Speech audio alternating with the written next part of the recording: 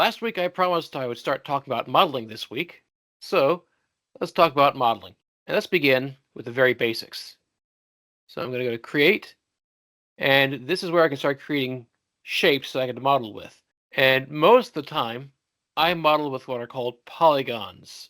And these polygon primitives are just the basic shapes that I can start with to create other shapes.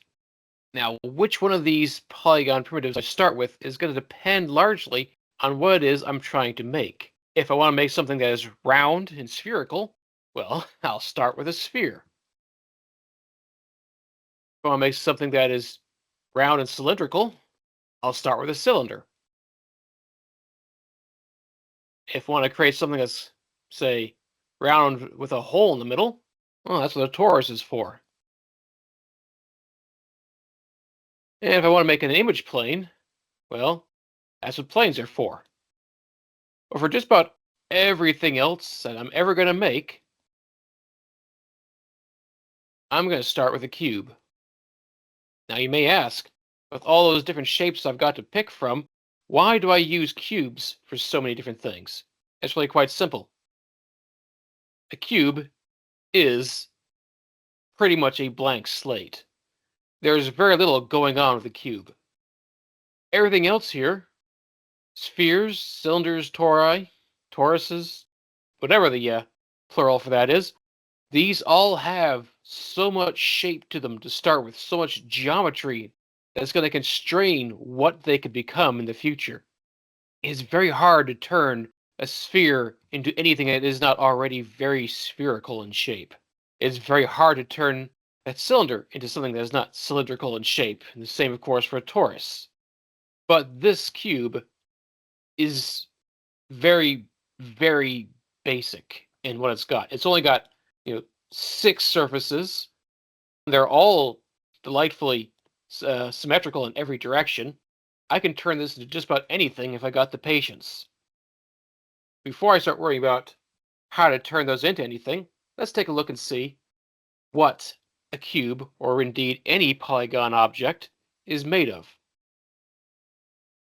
Every polygon object is made of 3 components: faces, edges, and vertices. And to access those, I have to right-click on the object, and then I get this little menu right there.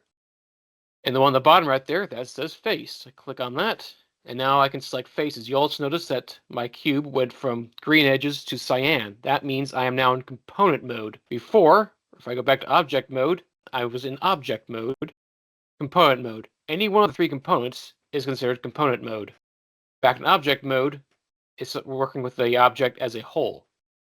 If I go back to face mode, I can now click and select any of my faces. And I can then move any of my faces.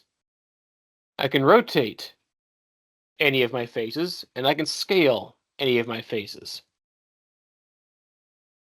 If I right-click and go to Edge, it still has that cyan edges. Click on this edge, and now I've selected that edge. I can move this edge. I can rotate the edge, and I can scale the edge. I right-click and hold. I can go to Vertex. And now the only difference between vertex and the first 2, faces and edges, is that the vertices on all the corners here are highlighted purple. So I can see I can click right there, and now I've selected that vertex. And I can move this vertex wherever I want, but I cannot rotate or scale it because it is a vertex. It is a point in space.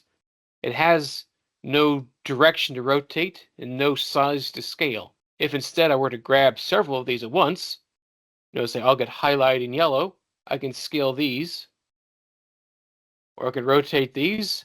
That's basically doing the same thing as I would with a face.